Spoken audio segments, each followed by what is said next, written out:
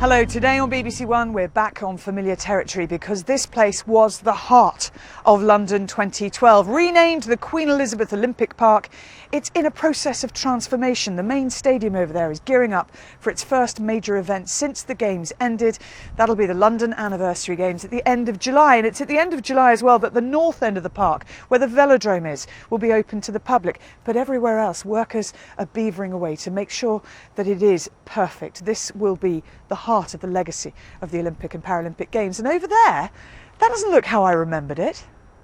Inside the Aquatic Centre, you can see the kind of work that is going on. They've taken off the sides of this building. It's going to be replaced with beautiful glass, but it will still have the capacity to hold around 2,500 people. And that means that major swimming championships like the European Championships can be staged here. But it's going to be open to the public. The trouble is, you can't just click your fingers and turn what was a major venue for the Olympic Games into something that is safe and is practical for public use. That's why it's taking so long. It'll be open, though, in spring next year. And then when we come back for the European Swimming Championships, I hope we will see more moments of history in this pool. But we're not here for athletics or swimming or cycling. We're here for another golden British sport of the Games, show jumping. Remember London? Our first gold medal for 60 years.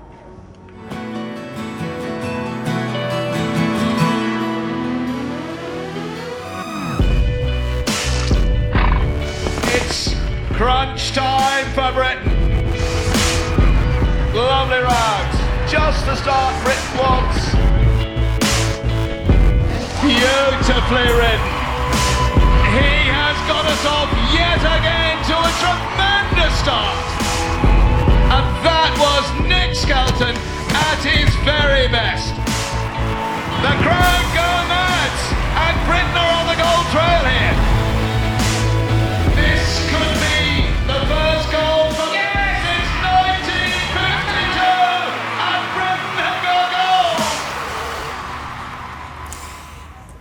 It was such an exciting moment, that, and for Nick Skelton it was the culmination of a lifetime of trying to win an Olympic gold medal. It has regenerated interest in this sport in this country, and that gold medal is one of the reasons we all believe that this has been chosen as the venue for the Global Champions Tour. There's a real buzz around the place because this is the richest show jumping event ever staged in this country, and it's the first new major show jumping event since Olympia started in the early 70s. So let's find out a little bit more about what it is.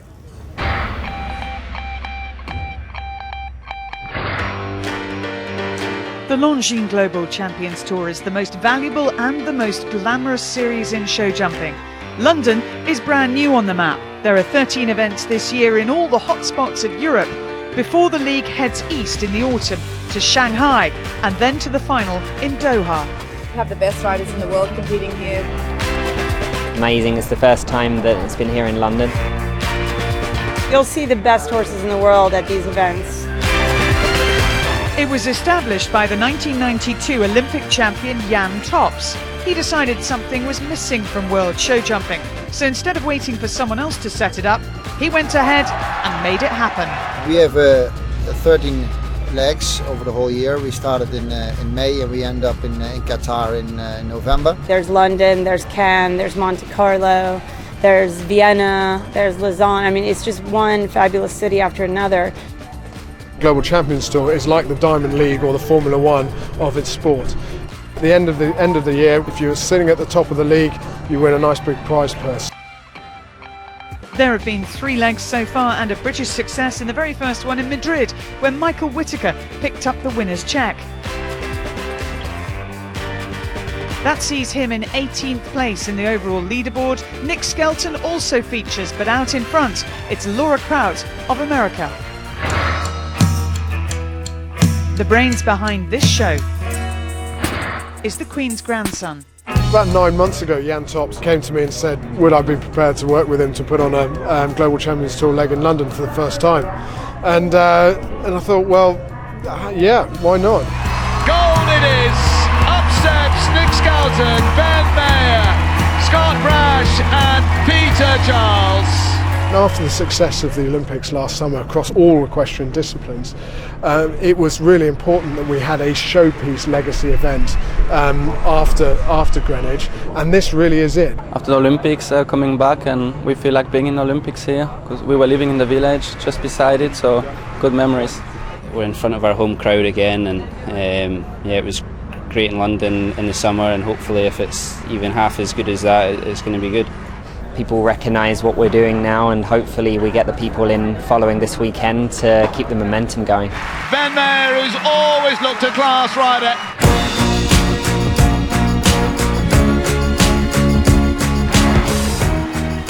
So who's here?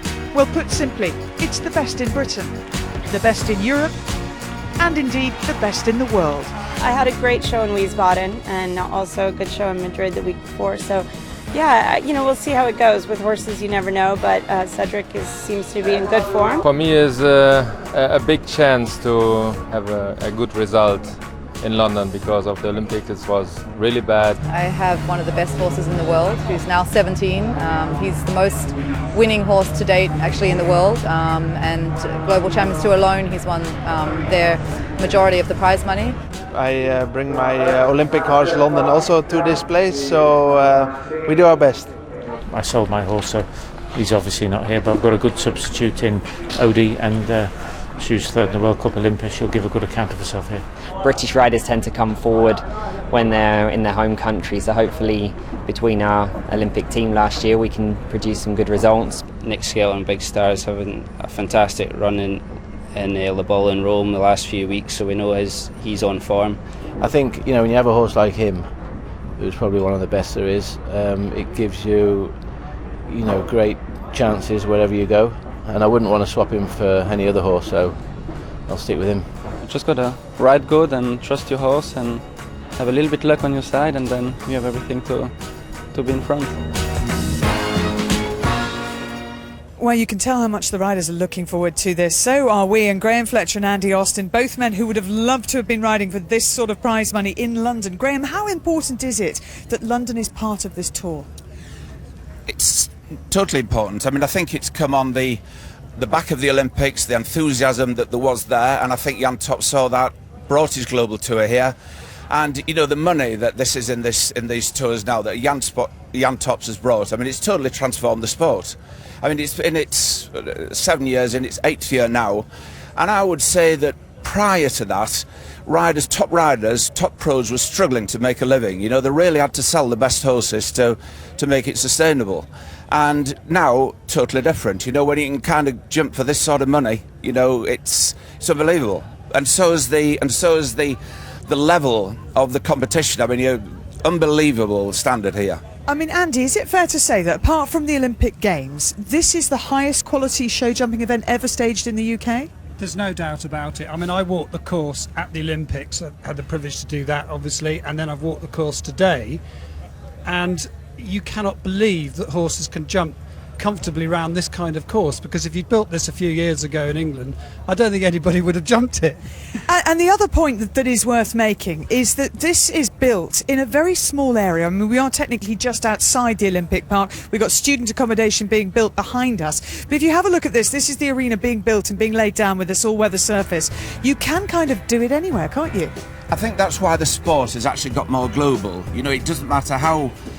You don't need the grass arenas to compete in, so like the Arab states, Arab countries, they can build this kind of facility there, and they can all compete, and it's brought an awful lot of countries into the sport that weren't just a few years ago. It's totally global now, unbelievable. And Andy, we've got perfect conditions for it. I mean, it's slightly cloudy, which gives us a bit of coolness. There's just a very light breeze, and this feels to me like showbiz show jumping. It is. It's glamorous. It's sexy. It's cool. It gives that feel of big money, and all the stars, showbiz people, they want to be involved, and that's what we want in our sport. It just feels great to be here, doesn't it? It does, and one of those stars who's here and been watching with great interest, and he's very knowledgeable, is Bruce Springsteen, because his daughter Jessica has been competing here. Sadly, she didn't make it through to the live round that we are going to show. She just had one fence down, but the boss is there on the left. He's going to be back here playing, actually, in the Queen Elizabeth Olympic Park later this summer.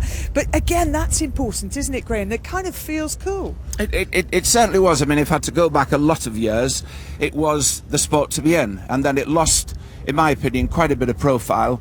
It's come back again over the last few years, without doubt, and the Olympics, you know, that really was the icing on the cake. And if we can't kick on from there, it's a sad job.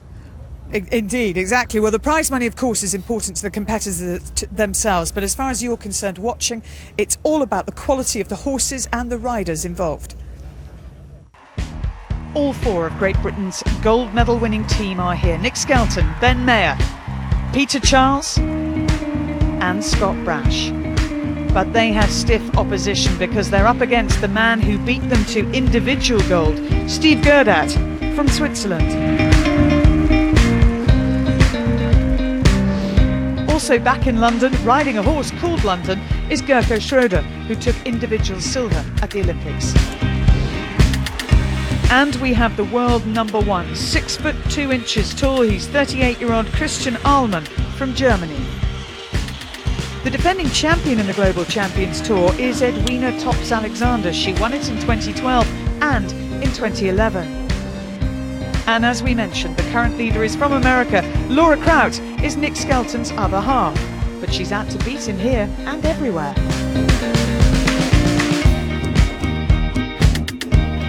And this is how it works. All of the 50 riders took part in round A. We'll see highlights of that in a moment or two. And the top 18 of them go through to round B. After round B, there'll be a jump off to decide the winner. That'll feature all the riders tied on faults after 2 rounds. The jump off is against the clock. We've mentioned the prize money, and just to confirm, it is worth €148,500 to the winner. So no mucking about here. You know, there's no friends when they get in that arena. It's everyone for themselves. Should be a really exciting competition. We're here live on BBC One until 5 o'clock this evening. Let's first of all see highlights of that first round. Andy Austin has gone up to the commentary box where he is joined by Mike Tucker. A very strong British contingent to relive, we hope, those wonderful moments from Greenwich. And the first is the reserve rider from those Olympics, Tina Fletcher, and Lady Pauline Harris and Lady Pauline Kirkham's Hello Sailor. It's already been jumping for Britain in La Baule and Rome. Graham's wife, of course. Graham very much suffering after a knee operation at the moment. In fact, Tina hit her knee last night on a wing and she's suffering, but this horse is jumping, Andy. A horse with top scope has the ability to jump this huge 160 course.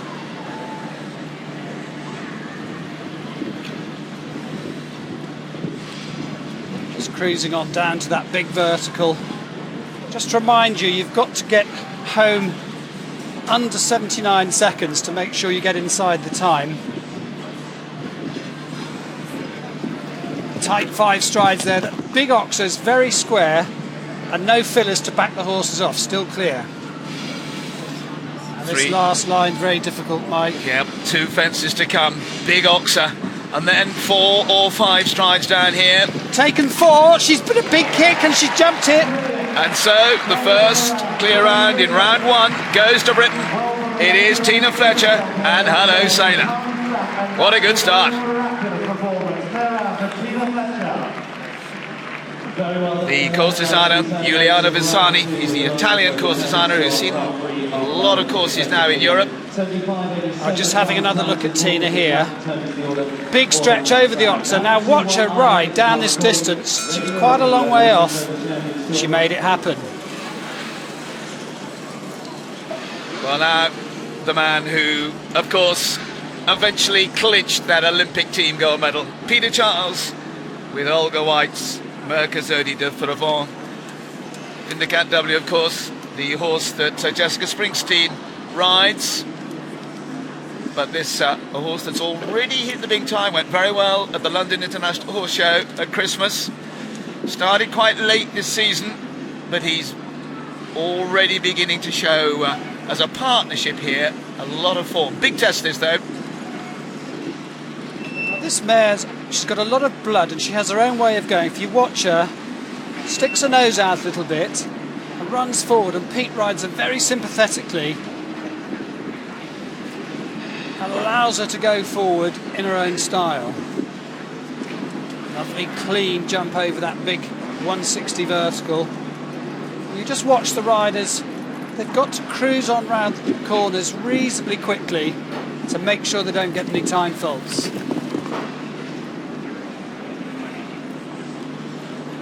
Doesn't look as if the time is that tight though, Andy, does it really? It isn't tight if you just keep on rolling. Peter's still clear. He's going to be okay for time. He's forward to the last and he's jumped it. Clear round, number 2 for Great Britain. So 3 clear rounds so far, 1 for Ireland, 2 for Britain, and this is a very good start. Remember, it's 2 rounds, and the clear rounds will go through to round 2. 75 and 93, good time for Peter, just behind that. Peter's beginning to build up a really good rapport with this lovely French mare. You see her trying her heart out, stretching out over that wide oxer. Will Funnell with his own and Donald Barnwell's Billy Congo. A horse that has promised a lot, hasn't always delivered. He's a very nervous horse. Big screens and things like that can often upset him. But Will said just before this first round started, today was the day that he was going to really put this horse to the test. This horse has always promised to be a top Grand Prix horse. Very successful last year, won a lot of money for Will. But he's never enjoyed the tight indoor atmospheres of say, Olympia. And this arena is like an indoor show where it's very, very intense. So I think it might interest the audience, Andy, because it is actually 80 metres by 50 metres, which, as you say, is not big. Yeah, so the horses are jumping the fences very close to the crowd, right into a difficult atmosphere. It can make them tense, but looking good at the moment. Super careful horse, always makes an immaculate shape over that double. Bred by the Billy Stud, who's certainly becoming one of the top names in European sport horse breeding, down to the last 2. He's gone forward and jumped it as well. Another clear. 4 clear rounds and 3 of them to Britain. And this is a world-class field. And of course, a lot of big guns to come. William Funnell and Billy Congo. Well, the British riders are really coming out strong. As the water tray under the third fence can distract some of the horses. Will will be delighted. You see there, he's just a little bit uptight. Well now, Jan Tops, his wife Edwina, riding this outstanding horse, Siba Ita du Chateau, 17 years old, twice the winner of the Global Champions League in 2011 and again in Doha in 2012. But this is a top-class combination on form. Well, these two have won so much money over the years. Brilliant partnership. Definitely the smallest horse in the competition. He's barely 15'2", got a little short neck, very little stride, but he's got a massive heart. And Edwina, she's going to have to just move on round the corners to make sure she gets inside the time, because he doesn't have the biggest stride.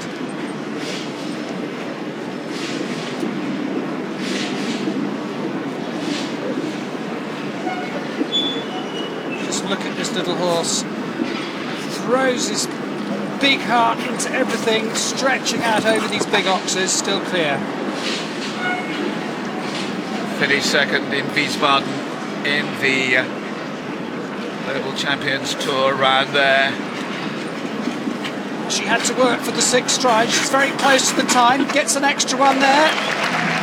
Oh, she's just inside. And the time is interesting because the fastest clear rounds will go last and the slowest clear rounds will go first. So she'll get an early draw, Andy. Yeah, she'll make the jump off, but she'll be one of the first horses to go, if not the first. Very close to the 79 seconds. Let's have another look at Eto'o de Chateau here. There he is, jumping the last fence. She put the 5 strides in, kicking on, and if she hadn't ridden that strongly for the last finish there, she might not have got inside the time, but just judged it to perfection, you could say. Got a lovely team of young horses to back this great senior horse out. Now Laura Kraut. Laura heading the Global Champions Tour League after 3 rounds. On this, the horse that she helped America to win the Olympic gold medal in Hong Kong. Jumped off for that gold against Canada. And it's a horse that is going as well as ever. Was the winner in Wiesbaden. Really showed a great turn of foot in the jump off. This is another tiny little horse. He's barely 16 hands, but what an athlete. This sport is such amazing contrast between the combinations. You get tall guys riding great big power horses and these ladies riding little elegant horses that try so hard for them, and this is a horse that's been a wonderful servant for Laura Kraut over the years. It's interesting, Andy, because the ladies have had a great run in this Global Champions Tour over the years, and in fact in Wiesbaden Laura and Edwina had a great battle to end up first Laura, second Edwina, and they've done very well. They had a big shootout there, didn't they? It was brilliant. So clear, a little bit slower. Is she going to get inside the time? Yeah, she's through. So the current leader, she's through to round 2. Laura Kraut for the United States of America. I think it's clear, you see Laura patting her horse there. She absolutely loves Cedric. She's telling him, good boy, you've done it again. Now to Germany, and was winner on the series. Let's have a look at this. He's got springs in his heels, this little horse, and he makes an immaculate shape over the fences. Look at him try there over the big oxer.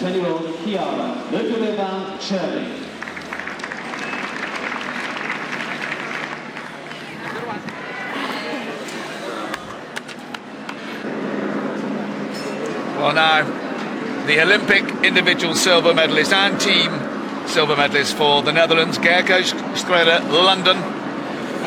Horse, of course, got involved in a bankruptcy case, had the horse taken away from him after London, but then the courts gave him the horse back. 11 clear rounds so far, but it won't be the Olympic silver medalist. Out he goes, I think. A very silly fence to have down for this horse of that calibre. Very disappointing.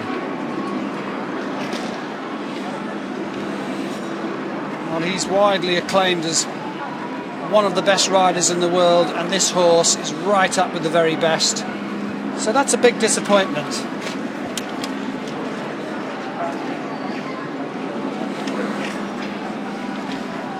Just watching London go round here, Mike, the conditions here with the ground, the temperature just right, not too hot, everything set up for top class jumping here. And the course testing the best. 11 clear rounds, including Ludgerbeerbaum for Germany. But 1 or 2 good ones have already gone out. As I would suspect, 18 go through, remember, to round 2, but I would think 4 faults might make it difficult for Gerco. There is Rob Herkstra, the team manager on the left, watching. He'll be happy so far. Yeah, 37.33 time means they're just as good into the top 18 at the moment. Have to play a waiting game now to see if they make it. Having a look at Gerco there, slightly forward, just touched it with his back legs. And that show jumping, very fine margins with these light poles. Well, now it is Nick Skelton and the wonderful big star. This combination, so key in that Olympic gold medal. Owned by Beverly Widowson. Hasn't jumped too much yet in this Global Champions Tour, but he'll certainly be trying here in London. And his recent form in the Nations Cup series in the last few weeks, 2 double clears, one after the other, Mike. This horse is back on fire, hopefully right at his best at the right time.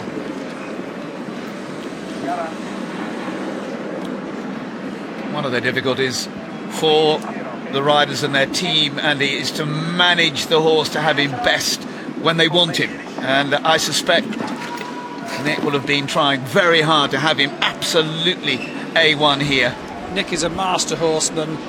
It's all about peaking your horses when you really want them. And Nick's he's riding here with his normal attacking style. Oh, he's added a stride to the last, and he's jumped it. He's clear.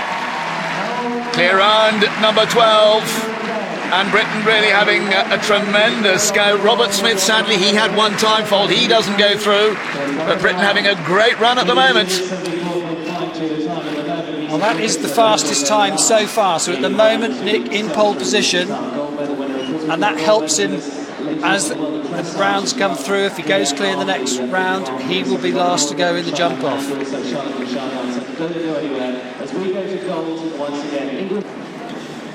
Well, now the Olympic individual gold medalist for Switzerland, Steve Gerhardt.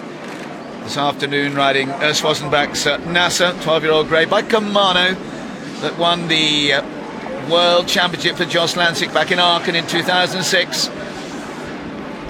Wonderful horseman, Steve Gerhardt. And of course his win in the Olympics really showed what a class act he is.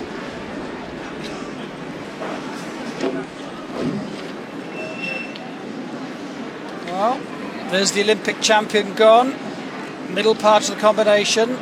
Hit it pretty hard in front. Interestingly enough, at the moment, Saudi Arabia, who won the bronze medal in London, they've got one clear, Kamal Bahamadan. Qatar have got a clear round. They're making big progress in the world of international show jumping. Sheikh Al Thani. But no, Olympic champion Steve Gerhardt. He's in trouble here. Didn't like his distance down there. It's 5 level strides and looks like he's retired. Well, there is absolutely no doubt that Giuliano Versane's course is proving worthy of this London round of the Global Champions Tour.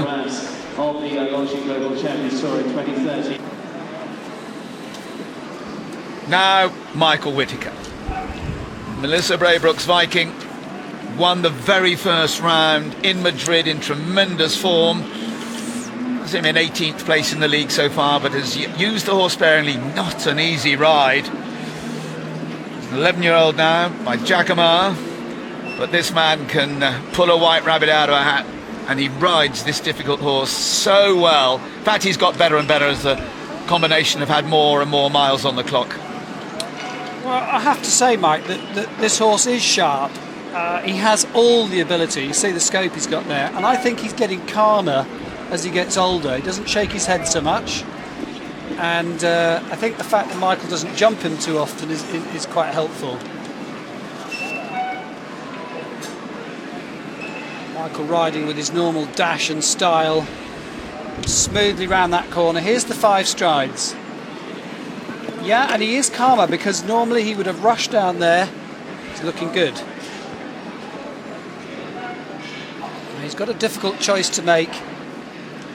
Will he go 4 strides or 5 strides to the last?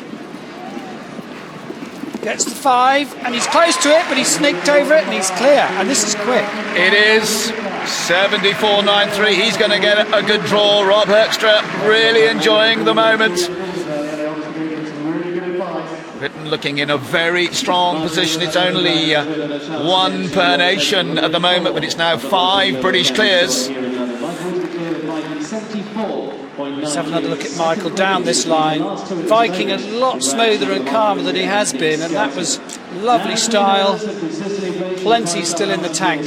for the forthcoming rounds. Michael, pretty pleased with that. Well, now another member of that Golden London team, Scotland's Scott Brash. Another horse owned by Lord and Lady Harris and Lord and Lady Kirkham. Hello, Sanctus. This a man for a big occasion. Didn't have huge experience before London, but whenever it's mattered, this man has come good in a big way.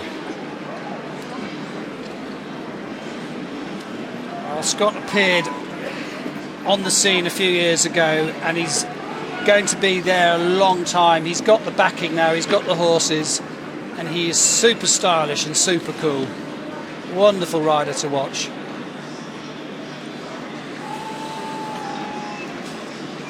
Remember, 2 of that London team clear. Will it be number 3? And still Ben Maher to come.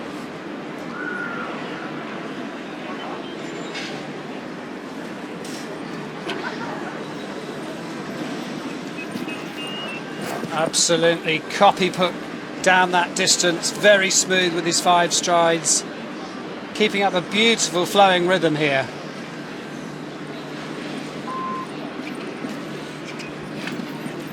Move forward, he's got the 4. Oh, and he's class round. Yeah, absolute class round. there, Mike. And so 3 of the 4 have gone clear, and Britain looking very strong at the moment, but a long, long way to go in this London round of the Global Champions Tour.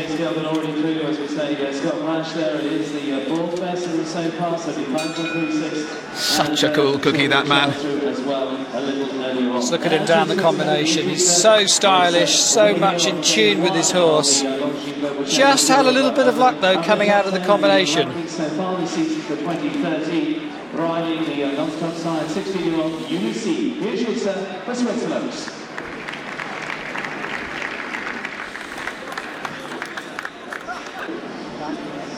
Well, now Christian Ahlmann, just 1 German clear at the moment, the great Ludger Beerbaum, Chiara. Now the world's number 1, Christian Ahlmann, the very good horse Talibé Z by Gallibet. And the Germans really had a games to forget. And as Christian said in the build-up, they really are determined here to make their mark.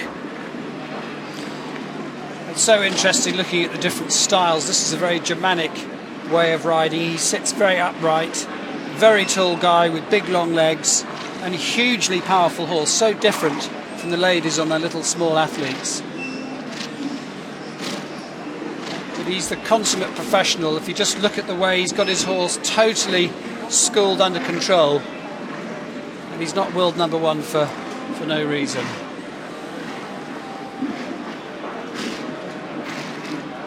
When you think, Andy, that 16 out of the world's top 20 ranked riders in the world are here in London this afternoon, this is a competition very much like those wonderful lazy hazy days in London a year ago. Oh, Christian Ahlmann, he's made that look so easy. He strolled round there, not the quickest time, lovely clear. 17 clear rounds, we take 18, the top 18 through. At the moment, Robert Smith is just hanging in there with that one-time fault, but still some more to come. Germany now with 2. The only other country that's got more than 1 being Great Britain, and now Germany. Here's Christian Ahlmann again. A lot left in the tank there. He wasn't struggling to jump anything, and way out over the last fence. Very comfortable. And the last of that golden team from those London Olympics, Ben Maher, with Jane Clark's super grey horse, Seller. Jane Clark, who was president of the American International Equestrian Federation, had a lot of top horses that were jumped by American show jumpers, but she fell out with her American Federation, and Ben Maher has become the recipient of some super horses, and this grey horse, definitely world class. This is a new combination for a lot of the viewers at home, and very successful mare in America with on the Sunshine Tour, but this horse, if you watch her go, she canters a little bit her own way. She obviously doesn't like anything bothering her. She's got the net over her nose just to keep anything from irritating her. Very capable jumper.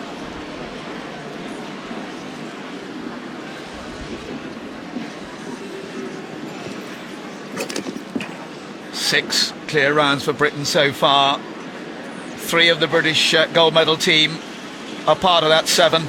2 for Germany and then 1 for 9 nations. And he's motoring on a little bit, Mike. This is pretty fast. Taken 4 to the last. Is it the quickest time? It is. It is. It'll be Ben Maher who'll go last in the second round, and Nick Skelton will go second last. 11 nations through to the second round, and Britain have 7 of the 18. Well, Ben really going for it. He wanted to get into pole position.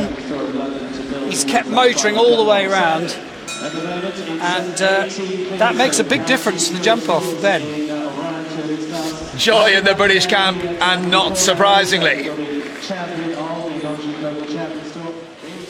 Well, here is the position to go into round 2 in the drawn order. Ben Maher and Nick Skelton, the 2 quickest. Michael Whittaker there too. The very good Portuguese rider Lucio Diniz. Those will go last. Remember, we go in the reverse order of this. But going on down here, more of the British riders of the 7 through. Tina Peter, and a great performance by Will Funnell. Alvaro de Miranda, he from Brazil, the bronze medalist in the Olympics. Patrice Delaveau for France. The world's number 1 is through. Christian Almer for Germany. 1 Irish, 1 for Saudi Arabia, and of course the leader of the league, Laura Crouch. So bizarrely, exactly 18 clear rounds, and they all go through to the second round. Going second last and last will be Great Britain's Nick Skelton and Ben Maher. And you did keep your foot down, didn't you, in that first round? You were very aware of your draw for round B. Well, I think it's quite important, especially when there's so many clear rounds now. I mean, you have to keep in the back of your mind, you know, to go obviously later in the draw the better for the jump off. And how is Big Star feeling? He looks a horse that takes a lot of riding. He is, but he's in good form at the moment. He's better when he's not too fresh. He was too fresh in Madrid in the Global Tour, and since then he's been, you know, I've worked him a lot more, and he's been great. He won in Rome 2 weeks ago, so this is next class back. And while you're very, very familiar with Big Star, Ben, for you it's a slightly newer ride with Sella. What sort of a horse is this, and how will the course suit you? She's a horse that likes to run and jump, and luckily the ring's not too small this week.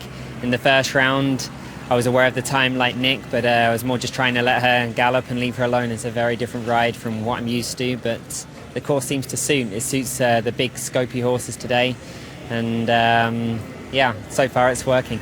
And she seems very sensitive, and you ride her with this kind of cover over her nose. What's that about? I think when she was younger she used to shake her head a lot more. She does occasionally now when she wants to be awkward, but I think it's more her security blanket, so she come with it, we leave it on, and she's a horse that likes to do it her own way, and I just leave her alone and trust her really. Look forward to seeing you ride her again in a second or two. Nick, how much are you feeling the Olympic spirit, kind of being back in London with the home crowd? I mean, it's great to be back in London, and we're really appreciative to have this Longines GCT here in London. So long as it doesn't happen what happened in the individual in London, I'll be all right. It's the only mistake he made, wasn't it? Yeah, it was, and I hope he doesn't do it again in this round. And for you, Ben, do you think this is hugely important for British show jumping, a great showcase event like this? Yeah, I think it was very popular probably before I was even born, and it's we need big prize money here. It's drawing big sponsors, and I think that our country's proved that we love equestrian and we need more events like this. Well, I'm going to let you two go and warm up. Good luck. So just to reiterate, they will be going second, last and last because they were the 2 quickest rounds from round A. Graham Fletcher's here, and he's done a fantastic job on his crutch of hopping around as much of the course as you can. How big is it? How much of a test is this going to be? Yes, the distance might be a bit difficult to tell with the crutch, but believe me, the eyes don't tell any lies, and it is big. I mean, it was big there was some big jumps in the last round. Shows the standard to be 18 clears, you know, and he's lumped them up, widened them out. This is a big stern course. I mean, I'd think the distance from the Oxford in the corner to the combination here. That'll be probably one of the most difficult lines, and the last line, long 5, short 6.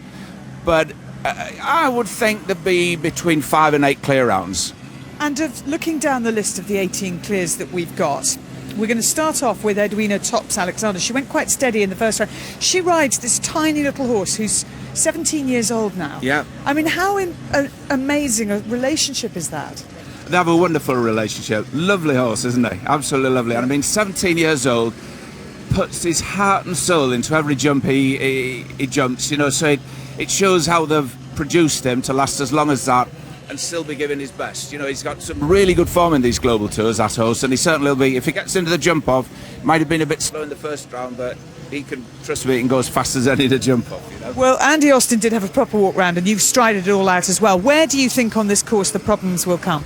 I think it's very difficult from the gate up here. Comes off the corner. There's a very, very difficult line there because it's so tight and related, and I think very delicate fences there could cause problems down that line. Who would you make favourite of the 18 that we've got? That's a difficult one. I think that Cedric could come good again with Laura Kraut. He jumped brilliantly. But don't discount Ben Maher because he was really looking like he meant business that last round. He's in pole position, so he's got a very good chance. Well, the riders are being cleared out of the arena now. They'll have a short warm-up time and then they come in, just to stress, in order of the slowest first from their first round. So all of these horses jumped clear. They've been in here once already. This, though, a difficult and different course. And we will see how the competition unfolds. I guess they'll try not to think about the €148,500. It's only actually when you have a jump down that you think what you've missed. Exactly. So if they look a little crosser having a fence down than usual, you will know why. Let's hand you back to Mike Tucker. Claire, thank you. And there, that wonderful Olympic Stadium that saw so many mind-boggling achievements 12 months ago. Memories that will never, for many, ever be forgotten. Definitely, for many, a life-changing Olympics for certain. And there you can see the arena. They've done a tremendous job in tucking it in here, just outside the Olympic Park. And we're going to take a look of Ben with this Mare Seller, owned by Jane Clark. Now, in fact, this actually is not Ben Maher, this is the Olympic champion bowing out, actually. The Olympic champion, Steve Gerdat. And here's Gerke Schroeder, who he missed out. There's a lot of stars who won't be chasing that €148,000.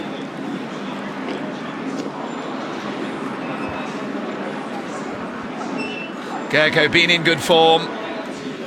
Been a lot of... and here's another one we didn't see, Rolf Goran Bengtsson, the reigning European champion from Sweden. He's another one who bowed out in round 1. And although we've seen the highlights of those 18 that have gone through that are clear, there are a lot who are licking their wounds and have not made it through. The arena here has gone in quite late, but the actual surface tremendous, put a lot of water on it, and it's now jumping perfectly. And here we've got the jump off order now. Edwina Tops-Alexander, twice the global champion. We can see all the three pages look big. I mean, Patrice Delaveau is an interesting one for France. He won 4 out of 5 competitions in Hong Kong back in February. He's been in very good form. And Alvaro de Miranda from Brazil, don't discount him. Henrik von Eckermann for Sweden, great round on Gotha, Ludger Beerbaum horse. Luciana Diniz has got a great record in these Global Champions Tour competitions. And then, of course, the 3 British riders at the end. That's exciting, Andy. That really is exciting. I was just going to say, look at those last 3. They're quite amazing to have those Brits in those positions. So let's have a look at this on the map. Well, Oxer there to start. And straight round to what should be a straightforward line. Cruising on around the top there, and Big Oxer on down to this vertical.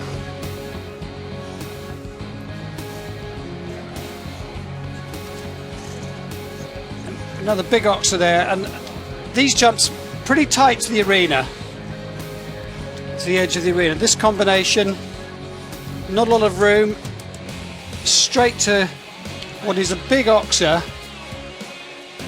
and I think this line down here can cause problems. A skinny one there, and it's a long way round. Got a time limit of 77 seconds, yeah, and here's the last little bit, the double into the finish. So it's a big test all the way around. It's 1.60 m, tight time. The horses have already jumped one round, so fitness will play a part. And remember, equality after this round 2 coming up, and we go into a jump off, and there aren't too many of these Longines Global Champion Tour finals that don't go through to a jump off. So fasten your safety belts, get comfortable as we're away with Edwina Thompson-Alexander with the Chestnut Violet de Semi water horses. Has been out of a Galopin mare, Thibaut Itude du Chateau. Jan Tops, not only a great entrepreneur, but he's also a tremendous man for finding world-class horses, and he's certainly done it for his wife. And of course, we should just remind ourselves, Andy, that if they go clear in this round and we have a jump off with all those clear rounds, they remain in this order. So this is the disadvantage of going first in this second round. That's the crucial point that we need to make. So if you're watching at home, just bear in mind that this order will not change. But every single rider is coming into this round clear. So a double clear, they'll definitely jump off.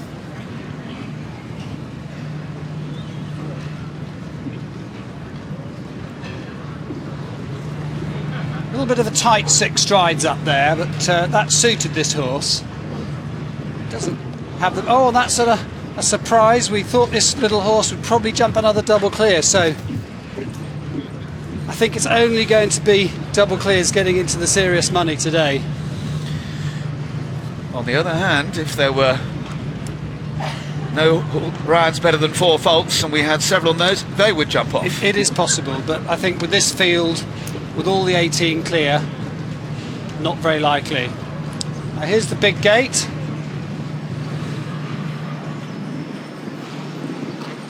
Very big oxer, square at 160. And these fences down this side are in shadow, Andy.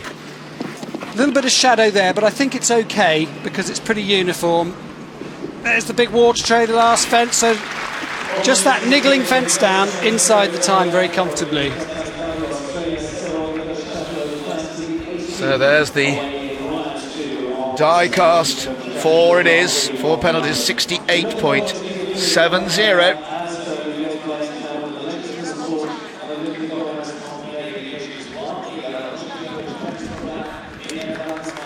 Edwina, who currently 7th in the league.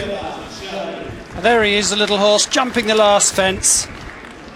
Every brilliant horse can have a fence at some time, and that's a disappointment for Edwina.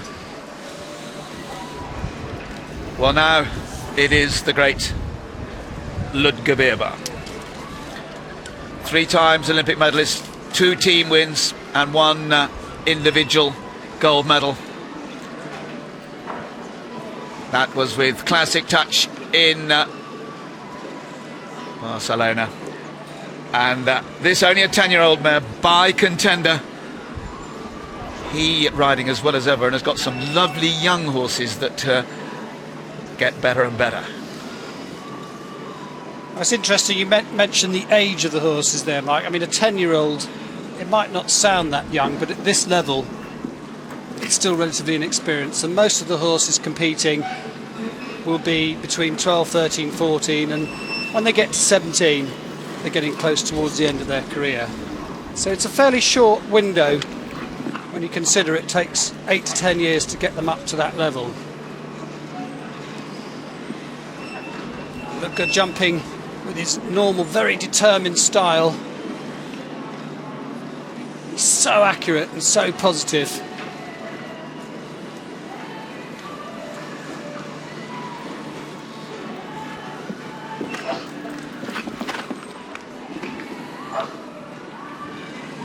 Lovely smooth 5, and he's had the last down. It really didn't see that one coming. Well, we're getting a few shocks here. That's another one going out that really did look as though they're going to jump a double clear. Well, that is a surprise. Ludger being world's number 1 on many, many occasions. Lower down the rankings at the moment. But Just really a little light touch on that last fence. It's such a cruel sport at times. He jumped an immaculate round, and it's a very, very wide open fence that, with a water tray underneath it, and just can't take their eye off that top rail. Well, now it's Laura Kraut on this lovely 15-year-old Cedric. What a horse it's been for her. Tremendous performance to very much help America, that team gold medal in Hong Kong. And still going as well as ever. Remember, won in Wiesbaden and then was well placed in Rome. The combination in form. Can they be our first clear? As you say, certainly the form combination absolutely brilliant in Wiesbaden.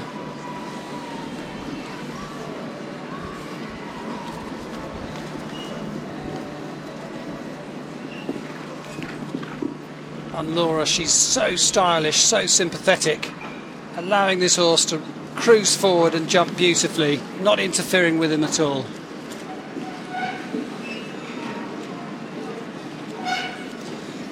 She had to push for that oxer. And this last line. This is where Ludger had his fence. Oh, she's taken another one, but she's jumped it. Got right underneath the last fence, but what a superstar he is. Based herself in Europe a lot of the time nowadays.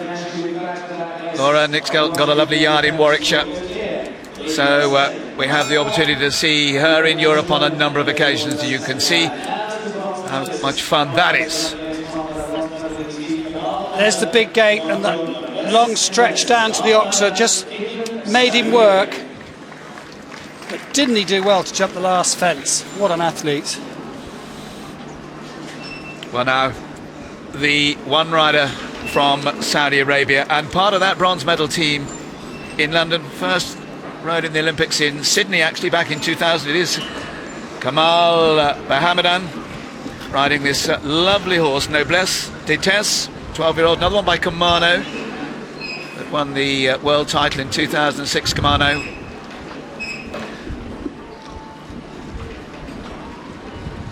Saudi Arabia, really the first Arab nation to get right onto the world stage with that bronze medal in London.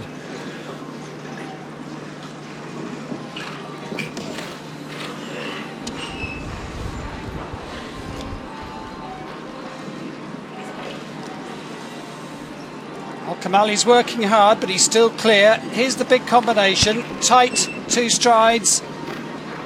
They really need to bend their backs down that combination. Oh, and that oxer across the top end. It's really a power jump. He just got caught out as he took off. Didn't really have the grunt to jump it. Double clear's pretty scarce. Yeah. They were 4th individually in the Olympics. Stanley Van Passion has done a tremendous job for the Saudi Arabians. So it is fences down for the one Saudi Arabian, Kamal Bahamadan. Down to Claire. Laura Kraut away in the distance, actually, and she will be heading over to us in a moment or two, but probably not until the next rider has finished, which is Mark McCauley from Ireland. She's been debriefing Nick Skelton, her partner, talking to him about what she did there with Cedric, which was basically shorten him up, because he's such a neat little horse, to get 6 strides in between the second last and the last fence. And that is one of the reasons that she is the first clear round, but she's walking towards us now. See if we can grab a word. Laura, congratulations, that was very lovely. Isn't he clever? He is so clever. He's just wonderful. Yeah, he jumped even better this round, I think, when he's more relaxed. And at the last fence, he saved me because I landed from the double, thought I had him enough. And so I eased off and he accelerated. And I don't know how he did it, but he's great. You got 6 strides in there. That was the key. Now, you debriefed Nick. How do you think that course will suit Big Star? Well, almost every course suits Big Star. He asked what I thought to the last because I think he could do 5 easily. But he always likes to add, so I just told him that it's very, very short and that the time is not a problem. So I don't tell him too much because he knows what he's doing. And then it's up to him. Laura, for now, well done. Our only clear round so far. Thank you. Well, now in the ring, 26-year-old Mark McCauley from Ireland. Both his parents, Sir John and Sarah, competed in Ireland, but he's now riding in Italy, based with Lala Nova in Serva. He's had a fence down, as you can see, but he jumped a lovely first round. Yeah, he's a young lad with a lot of style, a lot of feel for his riding. And sometimes you come to the first fence almost a bit relaxed. It's by far the easiest fence on the course. But then that big oxer across the middle there, that is a proper power jump. And that comes down as well.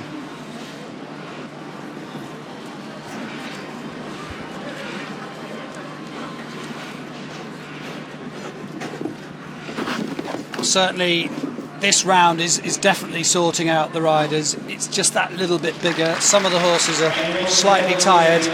We're just seeing a few poles coming down now.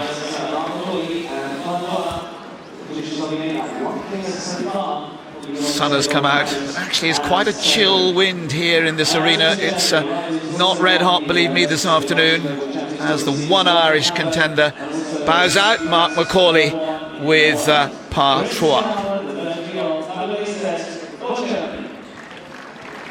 There he is at the big oxer. It's a very tight turn that comes very quickly on a difficult angle.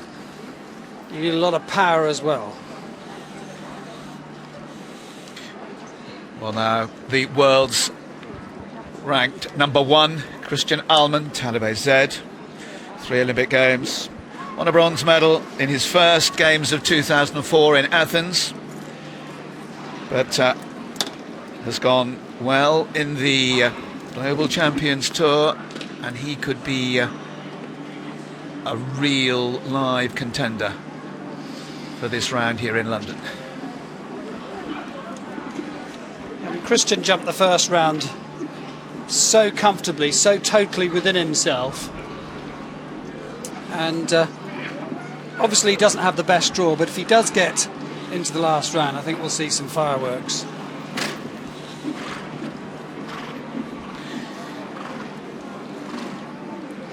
Talibé Z, one of those horses that has got so much in the tank, needs to be quick to shorten up here to get out of the combination. Just got away with it. That was probably one of the toughest things for a horse with so much stride and scope.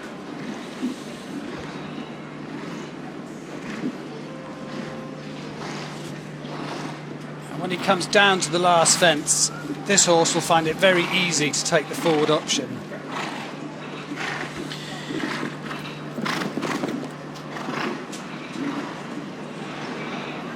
Oh, he's steadied up and he's jumped it. Lovely round. He won in Hamburg.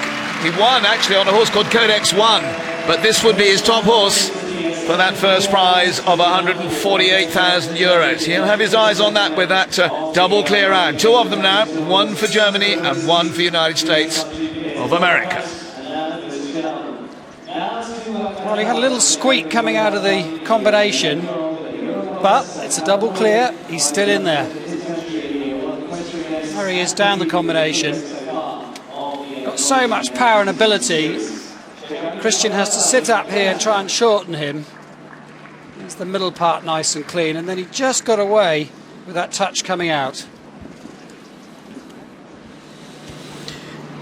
Well, now it's the one rider from Qatar, and here is another Arab nation that is putting a lot of effort into the world of show jumping. Got a wonderful venue at Doha, and this is Sheikh Ali bin Khaled Al Thani with Eurocommerce California. Eurocommerce was the prefix that Gerke Stroder rode for. Sadly, a company that went bankrupt and so is no longer on the show jumping scene, but this a very capable horse, 11-year-old by Corland.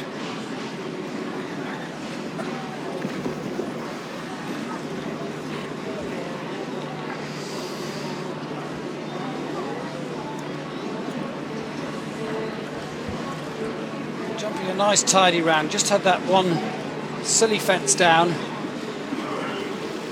And it's interesting how when you get a lot of horses into a second round, some of them really rise to the occasion, others just that little edge comes off them and they nick a fence.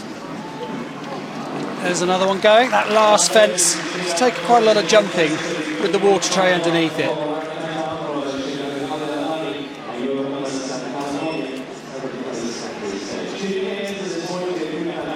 The riders from Qatar, helped actually by Jan Tops, really have made huge strides very quickly in the sport.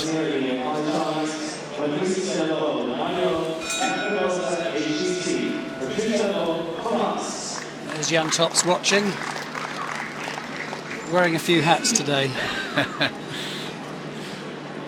Well, now here is a Frenchman who has been on fire. There's Rob Hoekstra. Looks to be laying down the law, but this is Patrice Delaveau.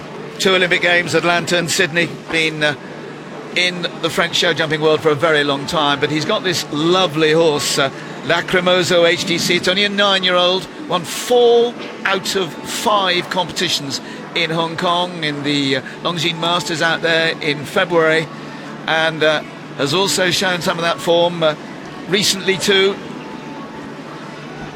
He's got a team of horses better than he's ever had in his life. And it jumped again, a very impressive first round here to get through to this second round. And it just shows what we were talking about earlier, the dynamics of show jumping changed so much. With this bigger prize money, some of these riders can win really sizable amounts of money. I mean, he won several $100,000 in Hong Kong. Yeah, so one show. 300,000. Yeah, no, that is changing the sport as it's becoming more international and more global. Well, France didn't have a good Olympic Games, and they actually haven't had a great competition so far because Kevin Stout went out, as well as Penelope Le Provost, Roger-Yves Boss. This is the only Frenchman in, and he's going to stay in.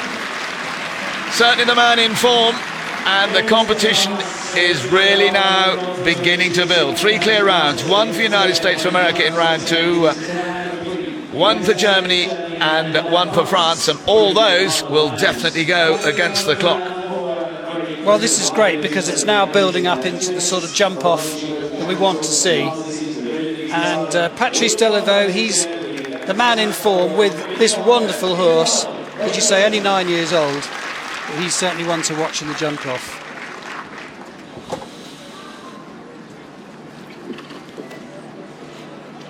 Well, now the first of the 7 from Great Britain through.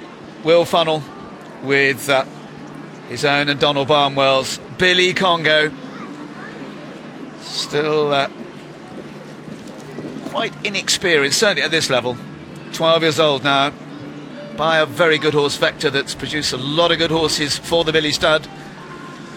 Now, Will said to us both earlier, didn't he? This was the day where he was really going to put the horse to the test.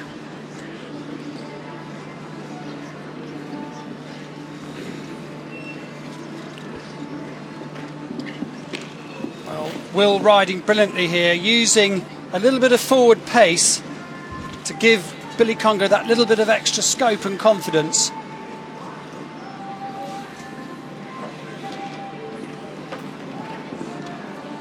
Oh, he got away with a rub coming out the combination. Come on, Will.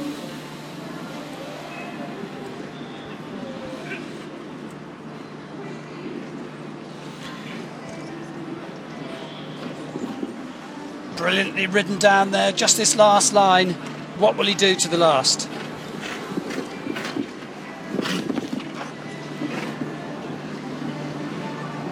Shortens up beautifully, gets away with it.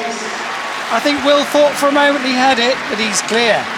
Britain has got at least one through to the jump-off. Will Funnell, Billy Congo, his wife Pippa up at Bramham in Yorkshire at a 3-day event. She's in great form, and so is her husband.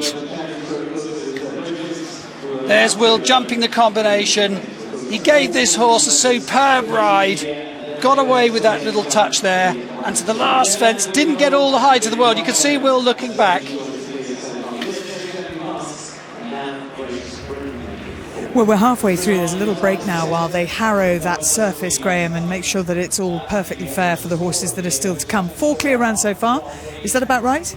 Yeah, I thought so. I said at the start we'd get 5 to 8, and I think we're probably going to edge nearer the 8. I mean, that was a great round from Will. I mean, it's a testament to his preparation so forth, because that was a top horse, lost a bit of form, and he's brought him back quietly, now jumping as well, if not better than ever. The horses all get brought in right behind us here, and they get checked over, the boots taken off, just checking all their legs as well, checking the tack. And actually, Will is relatively rare in show jumping in that he breeds a lot of his own horses, and he bred this horse, Billy Congo, didn't he? Yes, I mean, there's nothing nicer than actually doing that. It's a long process, when you see them as a foal, bearing in mind, unlike race horses, you're talking about at least 8, 9, 10 before they're actually getting to the kind of top of the game. So it's a long process, but Will's done it as well, if not better than anybody. And the other thing with Billy Congo is he is a stallion, and quite a lot of these horses are. Now, is that difficult in terms of containing their temperament and also keeping the weight off them, because they get quite bigger stallions, don't they? Yes, they do. I mean, I think there's all stallions, as you well know, are different, and that particular one, and that's probably why I lost a little bit of form. He got a bit spooky and a bit nervous in the ring, and as I say, he's brought him back, and it looks a lot more chilled out and better. I think they get better every year, really. So we've had 9 horses and riders go so far. 4 of them have jumped clear. We have 9 more to come. Well, now our one and only rider through from Brazil, winner of an Olympic bronze medalist, Alvaro de Miranda, riding a 12-year-old by Monaco, A.D. Uch. He married to Athena Onassis Miranda, who is the patroness of the Global Champions Tour. And this man, very capable, based both in Europe and South America. And he's been part of the Brazilian success now for the best part of 12, 15 years.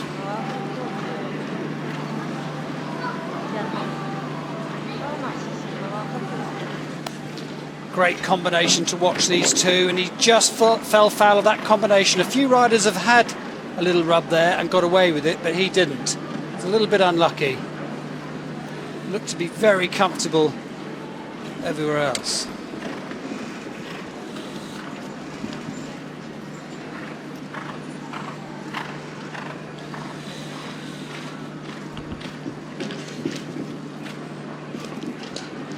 Big striding horse down to the last fence, and just that one silly fence down.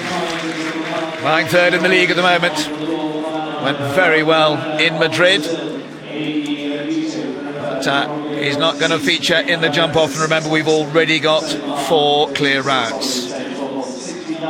But this man will be in the jump off, because Will Funnell, the first of the 7 British riders in this round B, has jumped clear, and it wasn't without its nervy moments. I mean, you really rattled the last. For some reason they haven't jumped the last very well, and I thought I'd add a stride, and he still sort of didn't. I had a job to get him. I had a job to squeeze the 6 in, so luckily it worked. When he took off, I was just waiting to hear it fall on the tray, and luckily it stayed there. So, but otherwise he jumped super, really. It's great to be here. We've hopefully we can jump another clear round and get a nice lot of money. Well, how big is this for you, to be in the jump off and in with a chance of winning the big pot? Really, you don't get a group of top riders together only at championship level or the Olympics. Basically they're the top in the world here, so it's lovely to be in with a throw on a British-bred, homebred horse that we've produced all the way through. So that gives it an extra thrill. So let's hope I can do it again. Well, from one British rider to another, because Peter Charles is now in the arena. 53-year-old Peter Charles, Mercus Odi de Favon, owned by Olga White. Huge enthusiast for Peter's talents. And this man is enthusiastic of it, and certainly would love to get to Rio de Janeiro 2016.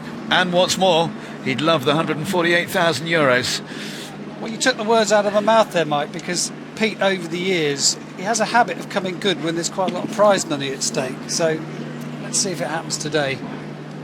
But he's the most unbelievably focused rider, and he concentrates so brilliantly on these Grand Prix. You heard Peter there. He went whoa in the middle of the combination, and she was too quick and too forward. That's a shame. The combination there is just quite short and tight. And one or two riders have got away with a run, but not Peter getting away with that one at all there. So that's a big disappointment for him, because he's jumped 2 lovely rounds here, just coming into the last fence. Really unlucky.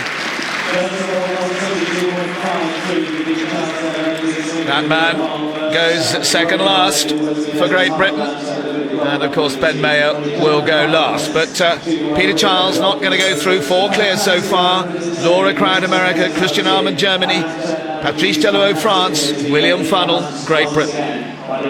If she's got a chink in her armour, this mare, she stuck her nose out in the middle of the combination there and just shot forward slightly, and we picked up Peter going whoa, and she didn't really get her shoulders up.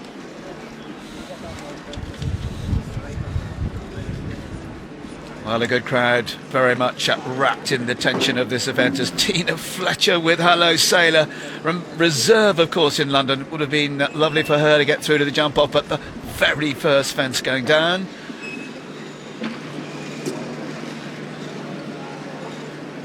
It can be a brutal sport at times. I thought she jumped one of the best clears in the first round that we saw.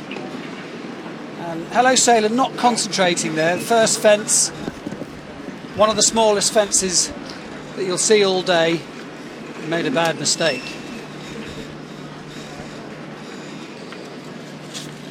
And Tina was desperately unlucky not to make it onto the team. She was, as you say, the reserve rider for the Olympics, and this is a true championship horse. He's got all the scope and ability to jump these big fences. And Lady Pauline Harris and Lady Pauline Kirkham, who bought this horse for Tina, and of course other horses, including others on the Olympic gold medal team. Really tremendous owners, and owners so important in any sport. He got much better as he went round. Just didn't concentrate at all at the beginning of that round, and then jumped beautifully around the second half. So we've jumped at 12 of the 18, 6 to go.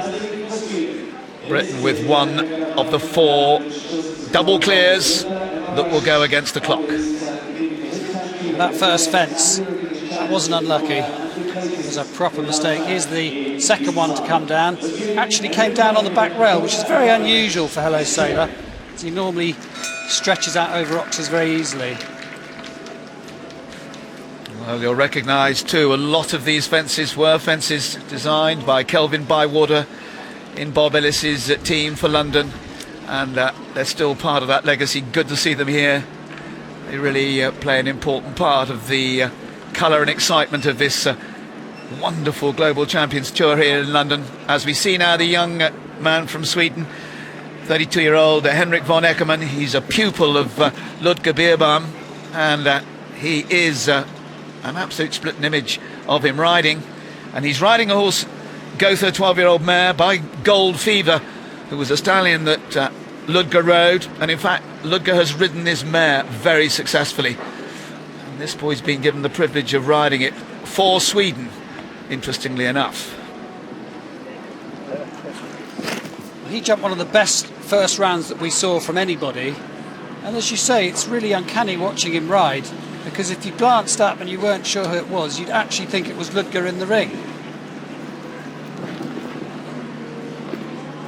And we were talking about owners. As far as Germany is concerned, Madeline Winter-Schultz has been the owner of the Ludger Beerbaum horses now for, I would think, the best part of certainly 20 years, if not nearer 30. And my word, she's had some wonderful horses through her hands. If this combination jumped the last fence, you're going to see fireworks from these two in the jump off. And he's through. He will certainly be one to be reckoned with. He won't mess about, no. Here round number 5, Sweden joins the party.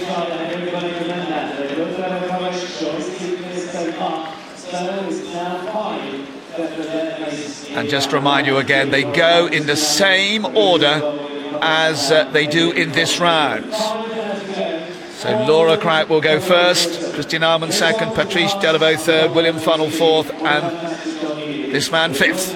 Just had one sticky moment on the course coming into the combination. You saw from behind there, jinxed a little bit to the one side. Brilliantly recovered from Henrik.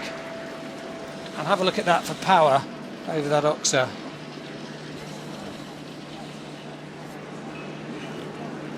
Now the lovely Hello Sanctus, again owned by Lord and Lady Harris and Lord and Lady Kirkham, Scott Brash. Now, can he be another for Great Britain?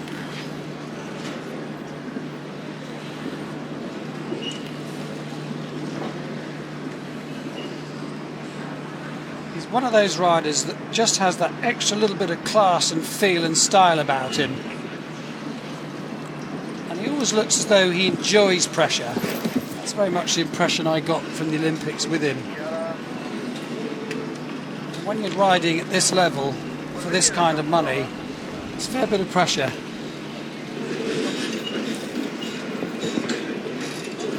Beautifully smooth through the combination. And this line down here hasn't caused as many problems as I thought. It's quite a tight turn to the gate.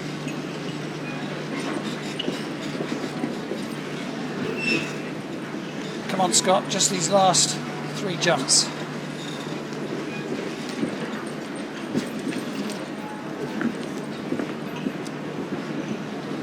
Lovely round, copybook. What an inspirational move it was when Rob Hoekstra took this man as a very young man to the World Equestrian Games in 2010, because he learned from that and he's put it to such good effect. What a round. Britain has got 2 of the 6.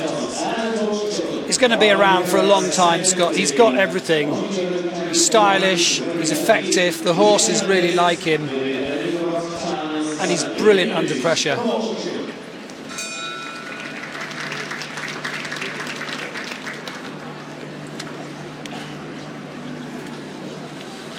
Well, there is the warm-up area. The riders have been very, very complimentary of the whole venue. The stabling, where the boxes are parked, the general logistics, all been put together very well indeed. This, of course, Peter Phillips' very first event at this sort of level as a director, and he's got a very, very professional team with him. And in the time they've had, they've done a very good job, and everyone very complimentary. Now, the Brazilian-born lady, very stylish, Luciana Diniz, with the ex-Ludo Philippart's horse, Winning Mood. He's by Darko, and he is a horse who's very often in the winning mood, has got a very good track record in this valuable series. You can see the Darko in him. He's got that way of jumping. He's short-coupled and really powers off the floor.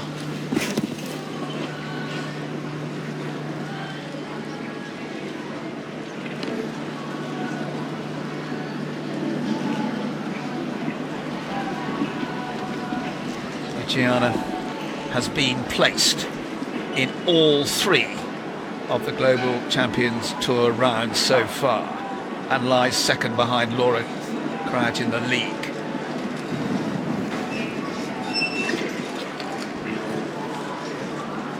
He's looking good.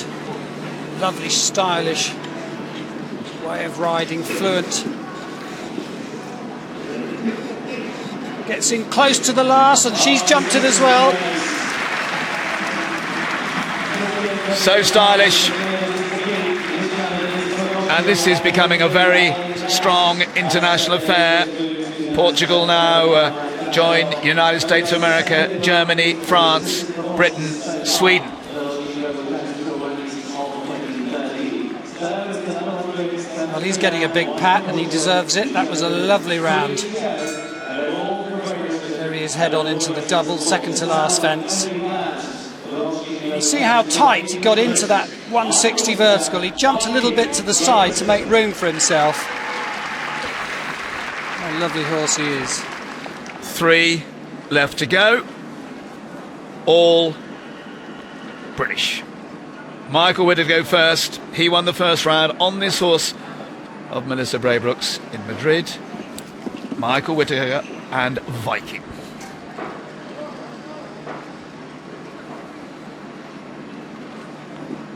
Michael, he certainly was not happy about being missed off the Olympic team, and you know, he loves to be involved at the top end of the sport.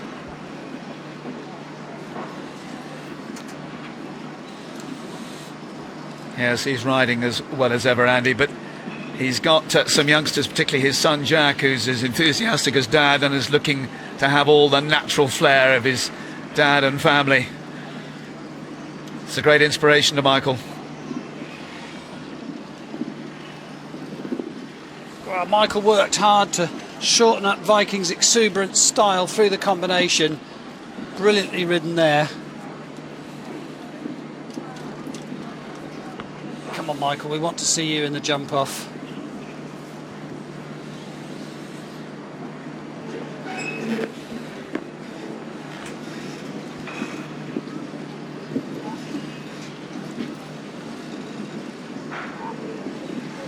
Oh, he's jumped it brilliantly. It looked easy peasy for Viking, and Michael Whittaker gives us clear round number 8. Britain have 3. And one of those 3 is with me now. Scott Brash, well done there. What are you expecting from the jump off with Hello Sanctus? Well, the second round he jumped even better than the first round. He feels really good. Didn't feel like touching a fence there, so he's in really good form. I think it's going to be a fast jump off. There's already 7 clears, so yeah, there's some good ones there, so we'll have to be clear and fast.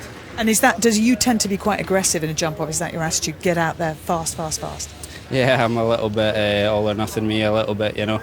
Sometimes works in your disadvantage, but yeah, listen, he's a good horse, he's quick, so I'll definitely be trying. Lovely, thanks Scott, and I know that sounds an odd thing to say, but some people do go for a careful clear with their jump off. Not this man, because Scott's Olympic gold medal winning teammate is in the arena now. It's Nick Skelton. Big star. Can he be an even bigger star today than he was a year ago in London?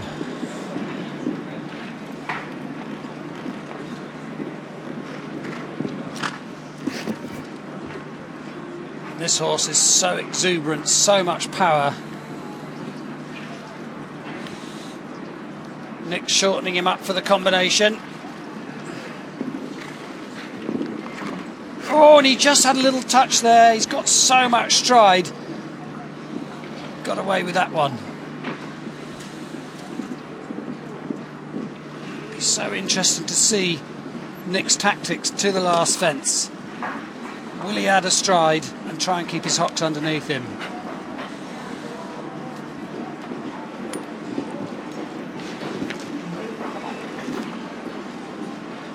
Yes, he's added a stride and he's jumped it, he's through. The crowd love that. It really is building to a potential cliffhanger with 9 clear rounds. And Britain right in there with a tremendous chance. Nick Skelton makes it clear round number 9. So much power Big Star's got under the bonnet. Nick has to try and control that down the combination. He had to sit up and shorten him. Here's the little touch. Just moved the pole very slightly. And there's Gary Widdowson, Big Star's owner, punching the air. He's delighted. And so the last to go in round 2, it is Ben Mayer on Jane Clark's 11-year-old mare, Sella, by Cento.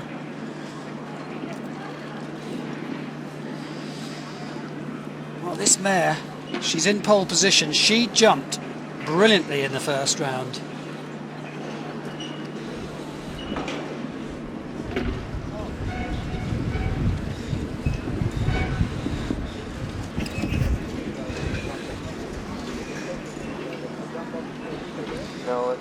Just watch her going round the corners.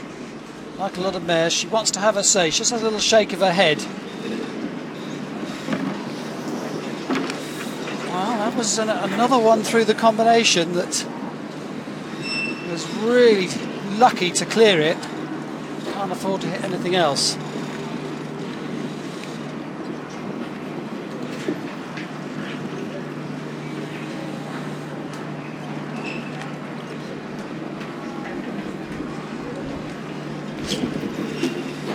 Just the last.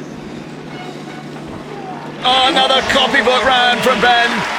Teamed up with his horse on the Florida circuit during the winter. Ben got very excited about the potential of this horse, and it's certainly showing so far today. 10 clear rounds to go against the clock, and Britain has 5 of those 10 clear rounds. Can you believe it?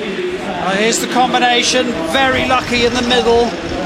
Sometimes they stay, sometimes they don't, but thank goodness for Ben. There it stayed. He took the forward option to the last, plenty of power and scope. He's through.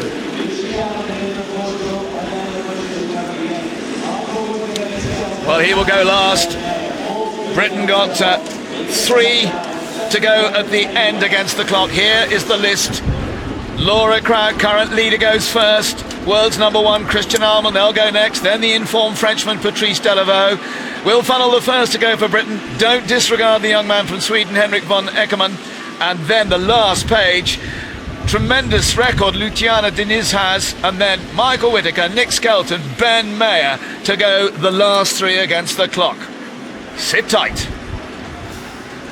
So 10 through to the jump off, 5 of them British. And you saw though what Ben Mayer was talking about earlier with that mare, that kind of black cover on her nose is to stop her shaking her head, because she's a very kind of nervous type, and just illustrates how different horses are. And talking, Graham, of different horses, Big Star, Nick Skelton's horse, he seems a really hot, big, strong horse to ride. Yeah, it certainly is. I mean, I don't think there's ever been a better rider to watch in full flight than Skelly. He loves them running up to a jump. He arches his... Again, he contains that jump, you know, he contains it. And come on, my son, let's jump. And the only one that was probably to me was the most difficult, middle of the combination, because he has so much jump, big jump going in. Got away with it, only the slightest of touches.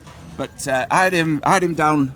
It was my favourite to win the class before we started, so we'll see what happens. And you also gave a very positive shout out to Cedric. This is the grey horse that Nick Skelton's partner Laura Kraut rides, and he's a very different sort. He seems much more relaxed. She can let him keep in his stride coming into a fence. He carries his head lower. He just seems to be a little more settled. Yeah, I mean, it's the American way of riding. That's how they kind of like the horses to go, in a chilled out fashion, and that's how the Americans, when you see the difference, that's how they ride. Great. I mean, she's a great rider, great competitor, and that's why she's, you know, head of the league at the moment. Well, but Skelly, watch him. Yeah, exactly. She's going to be the first one into this jump off. Now they're clearing the arena at the moment because they bring it down to very few fences. The riders do not get a chance to walk the jump off course, so that adds to the advantage of going late. Not only do you know what time you have to beat, or you know if anybody's jumped clear that far in, you've also watched the course. Yeah, I mean, being the professional riders they are, they'll have walked the jump-off course as they were doing the second round, so they'll know what the routes will be. You know, they'll all would anticipate jumping clear and walk the jump-off course. But as you rightly say, the later on that you've got the draw, I mean, and especially with 10, you know, when there's only 3 or 4, it makes a bit of difference, not a lot. 10, an awful lot of difference. How fast does the leader go, you know? So they only get a chance to look at the map, and we'll show you that in a second or two. But I just want to tell you that show jumping does continue here in Stratford tomorrow afternoon, and there is coverage on the BBC on the red button if you would like to watch more show jumping. And not as much money on offer as today, but still all the good riders are here and they will ride again. We also have over this weekend European Boxing Championships from Belarus. That's tomorrow on BBC 2 from 4 o'clock. And the Athletics Diamond League is live from Oslo on Friday at BBC 3 at 7 o'clock. Usain Bolt, who was beaten by Justin Gatlin over 100 metres just earlier this week, he will be running the 200 metres on Friday. That is live on BBC 3. So here we go for the jump off for the richest prize ever staged in Great Britain in the sport of show jumping. Will it be a British rider who takes it home? We have half the field for the jump off, so there's a fair chance it might be. Fingers crossed. Let's have a look at the course that they will be facing. So here's the shortened course for the third and final round, starting with the Oxer there that was number 8, the gate, and then running on down to the big Oxer towards the end of the arena. And then we have a bit of a tight turn here. Do you want us to offer you back to the double and an option inside, big vertical towards the end of the course, galloping now all the way round what was 5, 6, 7, middle of the combination, left on its own, last jump.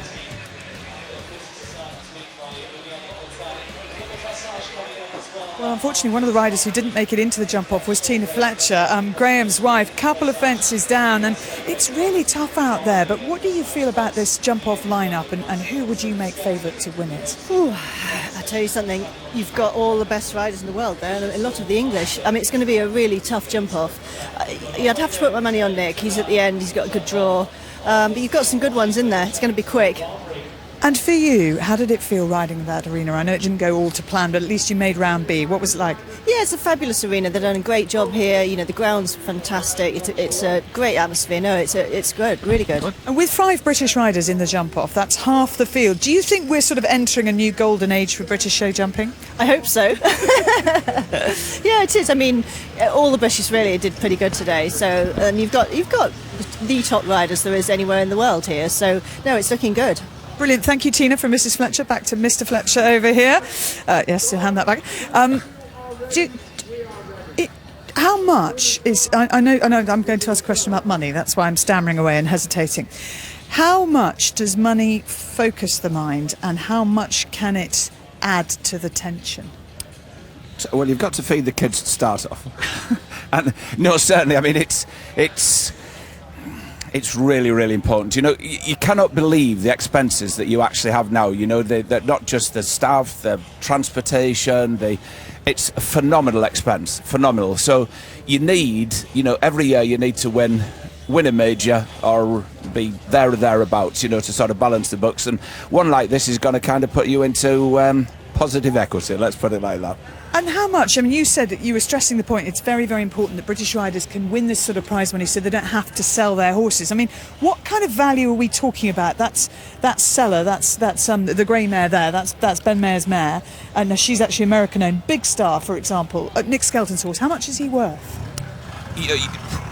It would be very difficult to put a price on them, but I mean, you'd actually say there wouldn't be a horse in that competition that wasn't worth 1 million plus, and I'd probably put Big Star 8-10 million. You know, you could kind of, you know, I mean, unbelievable money, isn't it? But that's a fact. Well, Laura Kraut of the USA has just gone past us. She's going to be heading into the arena. She will be the first of the 10 in this jump-off. She's on that lovely flea-bitten grey called Cedric. Let's rejoin Andy and Mike. Well, the interesting thing about this, Andy, is that if someone can put an early fast clear on the books, it'll set the others going, and could well, over what looks now an enormous course for this pot of gold. Just a reminder, 148,500 euros. It's enormous. Get a clear round and fireworks could begin, I feel. What we hope with a jump-off like this is that we've a brilliant combination going first. They're in form. Let's hope she really goes for it, sets a target, and then we're going to have a very, very quick jump-off. And, of course, one very tight turn. Are they going to do that tight turn, Andy? From here in the commentary box, it looks very tight. But, you know, never, ever count against these riders doing anything. Let's see what Cedric does. What he can do normally is run forward very freely, and she's flying down to that. She's taken a stride out. Here's the tight turn, back to the double. And this is the turn that we don't know whether they're going to do. She's doing it, she's going inside. And now it's a gallop. She's come down, that's the gamble you take. Last 2 fences. Let's have a little time check here as she comes down to the last fence. Well, that tight turn is what it's going to be about. It is 4 turning up after that double. And the time there, 4:33.5. Well, what a fantastic effort from Laura. She took the stride out between the gate and the Oxer. Here's the turn. Look at this acute angle, 1.60 m vertical. You get 1, possibly 2 strides for the horse to see the fence. And it didn't come off her on that occasion. But first to go with 10 horses in the jump off, you've got to go for it. Now, Christian Ahlmann, world number 1 with Leon Melchior, Julian Melchior and Christian Ahlmann's Talubé Z. It's by Galubé, out of a Polydor mare, beautifully bred for world show jumping. 1 in Hamburg. That not on this horse though, but this is his best horse. Well, we've seen him jump 2 steady rounds. Now we're going to see him open the stride up.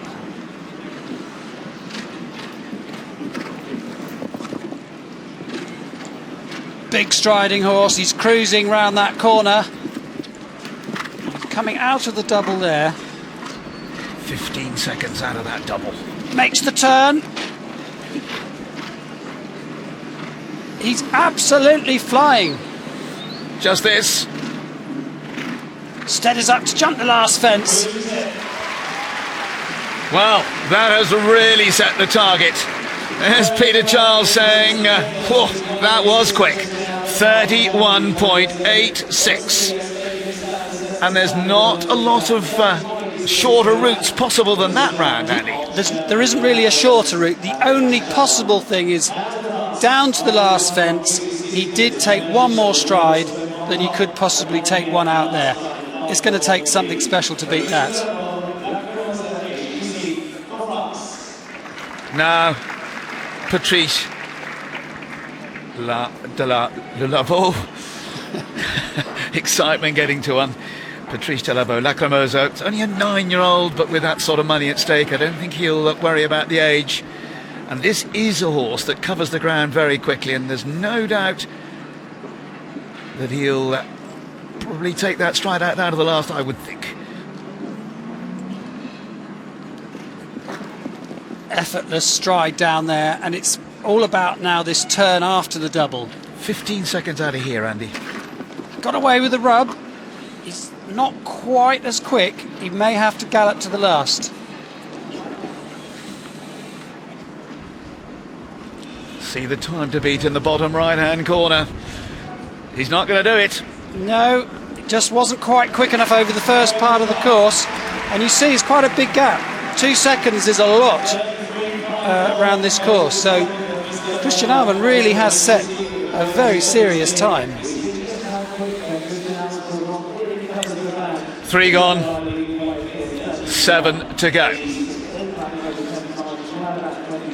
So the time to beat 31.86. There's Marco Kutzer and Peter Charles discussing the options there, as in comes Will Funnell.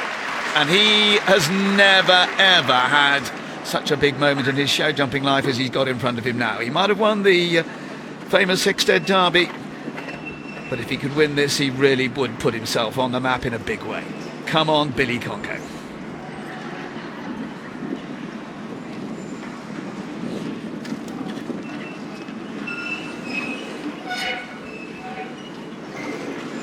...15 seconds here, and he's on target.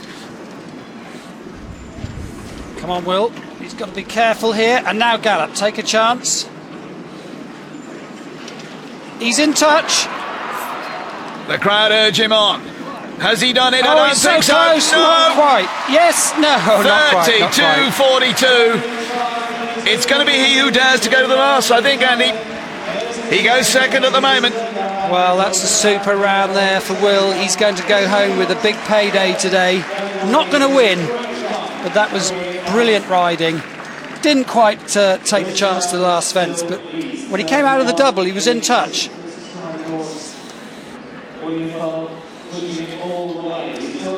So if he can hold on to second place, bear in mind, he's still going to win 90,000 euros. Yeah, and 67, I think it is for third, too. So we don't need to worry too much about Will's bank balance there just at the moment.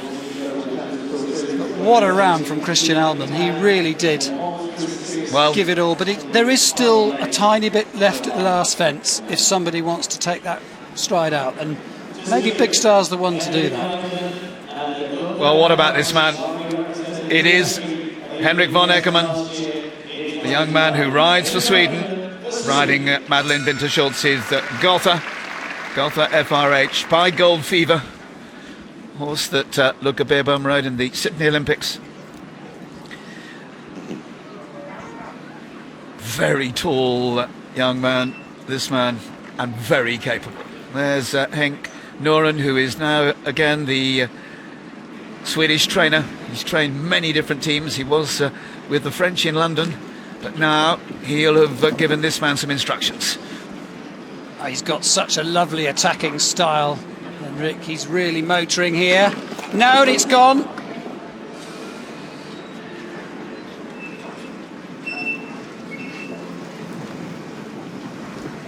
So, the only way they can win this, and that's another big chance that he's taken.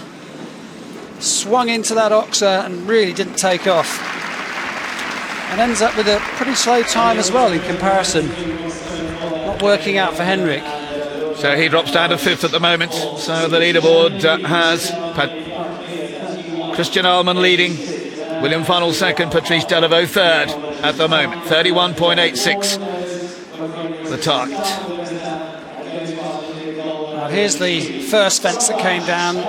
Left to back legs all over the vertical, but the next Oxer turned on way too acute an angle, and Gotha no chance to take off there. You see how light the poles are, coming down very easily. 5 left to go, 4 of them Great Britain.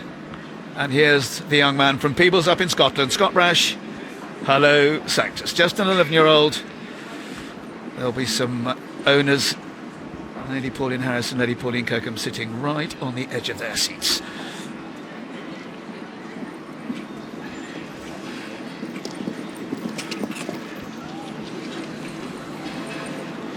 Well, Scott said he would have a go. He's not hanging about. He's in touch.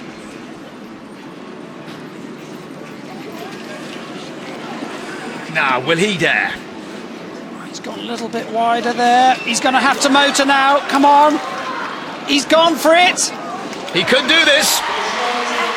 Oh, 32.44, and actually just slower than William Funnell, 200ths of a second slower. And I thought for a moment he possibly was in there with a shout, but not to be. So he goes into 3rd place at the moment, Scott Brash. 32.44. Christian Ahlmann has certainly set a pace. Incredibly fine margins, but it was the turn back to the second last. There he is jumping the last fence, but just gave himself a little bit more room to jump the big Oxer. Had a brilliant effort into 3rd place. So Brits 2nd and 3rd at the moment. And still 3 to come. But here now is the lady from Portugal. So stylish. Gianna Diniz, winning mood.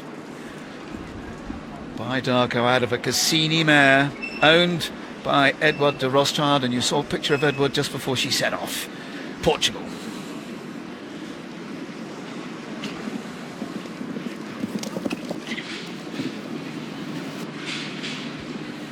Oh, she's had a little disagreement on that corner. That cost valuable time. She's going to have to make up a little bit of time somewhere. And he hasn't got the biggest stride, this little horse, and she's working really hard. Come on. Don't think so. Very quick time.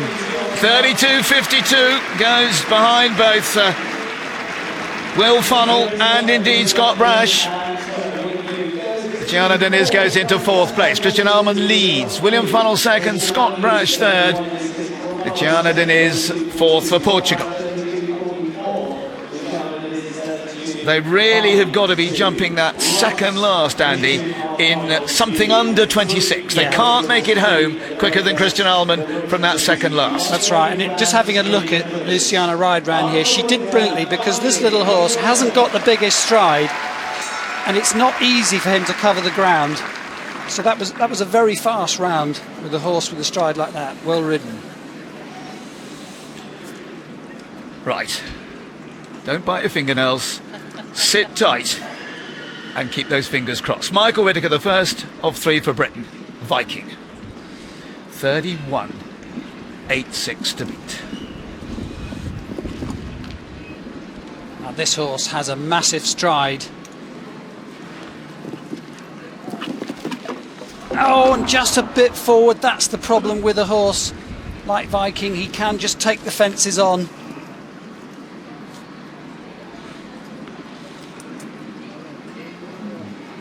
Needs to be ahead of Laura Kraut to go into 5th place. She was 33.5 and he does. So Michael goes into 6th place with that 4 faults, 4 in 32.83. Still not quicker than Christian Arman. He really has set the gallop. Jumped really neatly into the double, seemed to be okay, and just flicked a front leg onto it. That was unlucky. And Michael's chance gone.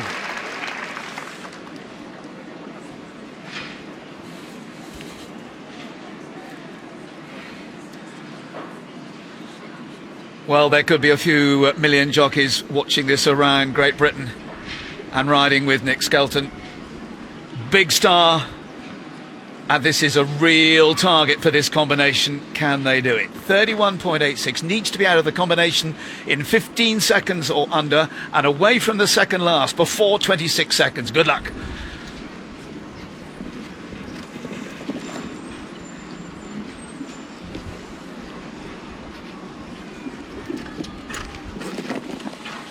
He's fast enough here, so he's got to take the chance to the last fence. Oh, he's a long way off, and he's jumped it. What ability! And he is up. He is half a Come second on, Nick, up. go!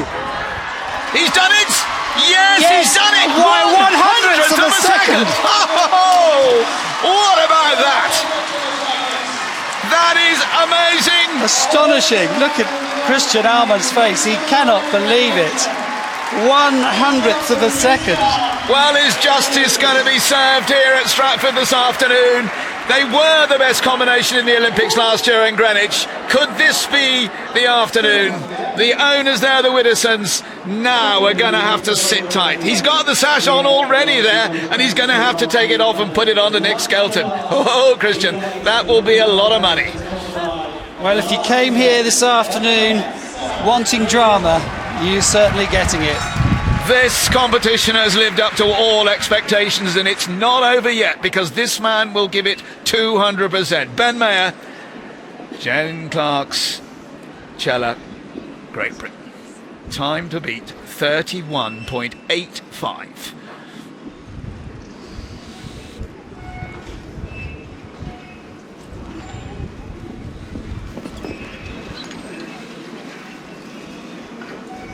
Ben taking no prisoners there. He's absolutely motoring. And he's up. He's up. He's quick enough to win it. Now, out of here in about 25 He's and a half. got to take the stride out to the last. He is. He can do it. If he jumps the last, I think he's done it. He has. Ben Maher has delivered for Great Britain. He's taken a second off the time. That is astonishing. A disappointed Nick Skelton, but it's a superb British 1-2 here this afternoon. And London Olympics is repeated here in Stratford in style by the British gold medal team. The crowd standing as so they should be, because that was a world-class performance from Ben Maher.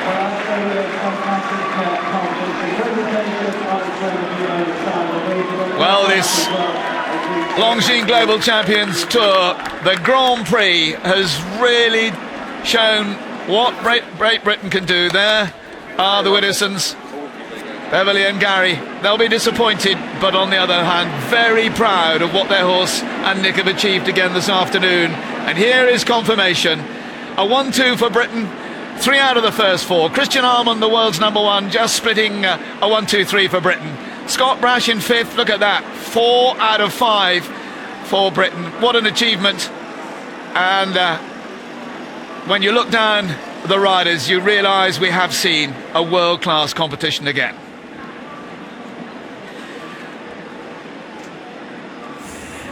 Well, let's grab a word with our winner. He was the last to go. He is a British winner of this Global Champions Tour. He has won the biggest prize ever being given in this country.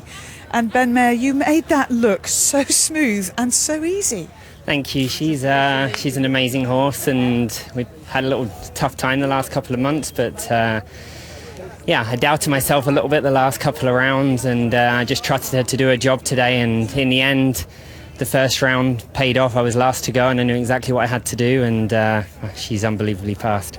She gives the fences plenty of room, but she's so fast in between them, and you seem not to have to interfere with her too much. And the more you interfere, the worse she jumps. Actually, I'm just a passenger, I'm not a pilot on her, which normally is not my style, but it's what she likes, and yeah, it's just great. It's a new owner for me, Jane Clark, and she's having a good weekend at the moment with her other horses, so I'm really happy. So now she had her horses with the Americans before, Jane Clark, didn't she? She did.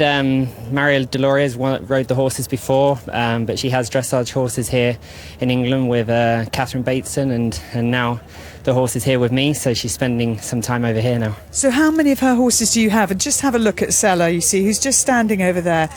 And she's so calm now, but you were saying before that she's very, very sensitive and she needs a gentle handling, and you're quite good at that. Yeah, I mean, it's just a feeling. It's hard. I have to let her run on her own, but be very, very light with my hands. And the smallest kind of pull that I take in the wrong direction, she tends to throw her head back, and she doesn't like that. We had a bad round in Rome a couple of weeks ago on the team. I don't think she was very well, and we rested her, got her ready for this week, and she's a great horse, and I'm very lucky to have her.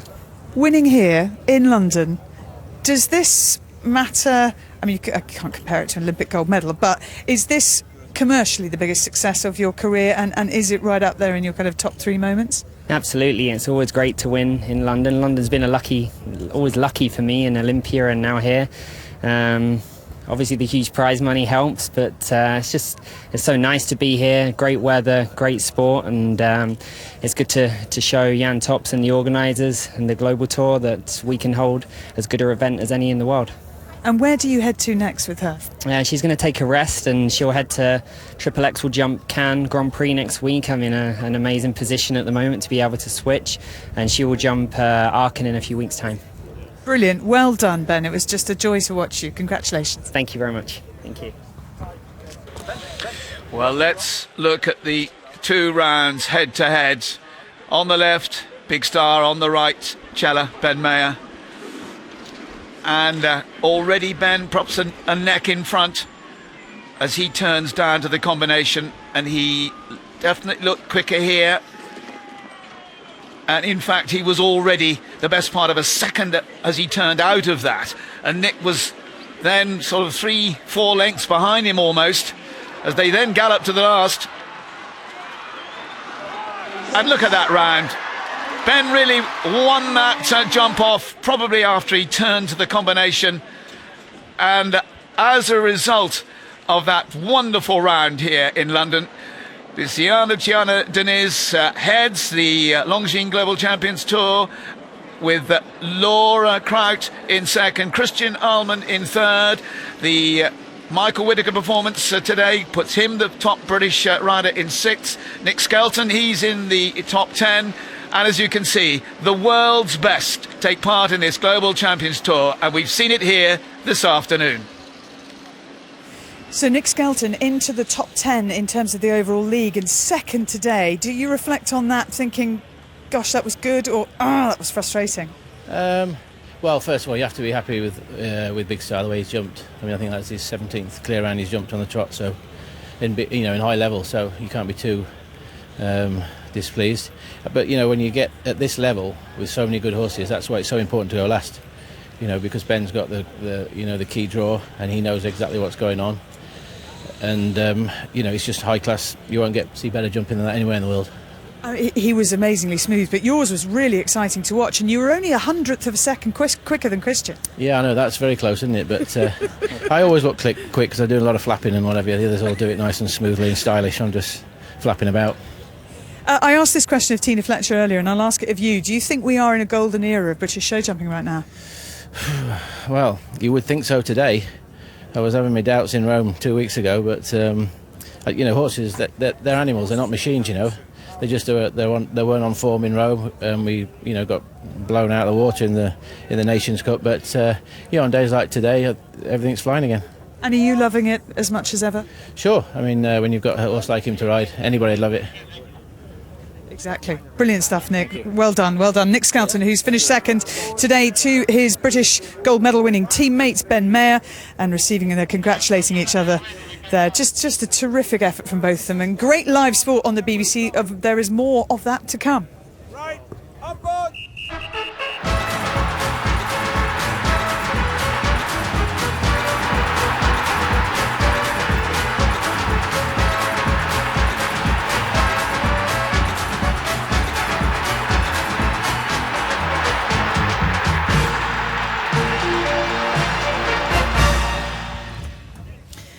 That's the Confederations Cup, and just to bring you up to date with more action tonight, actually, the Rugby Union Argentina against England, that's live on BBC 2 at 7:30 this evening. Formula One, it's the Canadian Grand Prix this weekend. We've got live qualifying today at 5:15 on BBC One, and the race itself tomorrow is at 6:15. And soon the grass court season will begin. Serena Williams, interesting, won the French Open today, and tomorrow you can hear commentary on the men's final between David Ferrer and Rafa Nadal on 5 Live. But the Aegon Championships from the Queen's Club, that'll be live on the BBC. It starts on Monday at 1 o'clock, and it will see the return of Andy Murray. Well, we had a British 1-2, and we had a British rider in 4th as well, because Will Funnell finishes 4th. Do you get money for 4th? Yeah, I hope so. I hope so. So do I. We did quite a lot of work anyway, but I mean, it was great to be in the shake-up. I mean, when I looked down the 10 that were clear, they're the fastest horses in the world. So to be up there with these medalists, and I don't know how many Olympic medalists we had in the top lineup is great. Yes, we did nice to get on the podium, but it's nice to have a British win also. And does this mean that you will continue on round the league and be off to all those glamorous locations in Europe? I go to Cannes next week, and then home for the Hickstead Derby, and then Monte Carlo, then Estoril. So I've got sort of 4 or 5, so hopefully we can keep it up.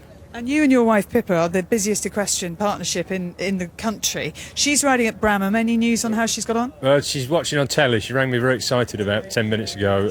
I think she'd have ran out with one, and I haven't had an update on the other one, but so she's been pretty pleased. Well, she'll be pleased with you, though. Yes, she's very pleased. That she rode him in the beginning, so she's got an interest, because Pippa rode him for a year, 2 years probably. So it's a teamwork. It's a team, all a team thing. So thank you. Well, it's a team effort for the funnels. It's a team effort for the British riders as well, and they've done very well. And well done, Will, who finishes in 4th. But Ben Maher and Nick Skelton have made their way into the arena, and they will be presented with trophies and the cheque as well, having finished 1st and 2nd. Graham Fletcher and Andy Austin with me now to reflect on this competition. And to be honest, Graham, if we had written it out at the beginning, beautiful sunny day in London, we'll have a jump off of 10 in which 5 will be British, and we'll have a British 1-2, people would have thought we were dreaming.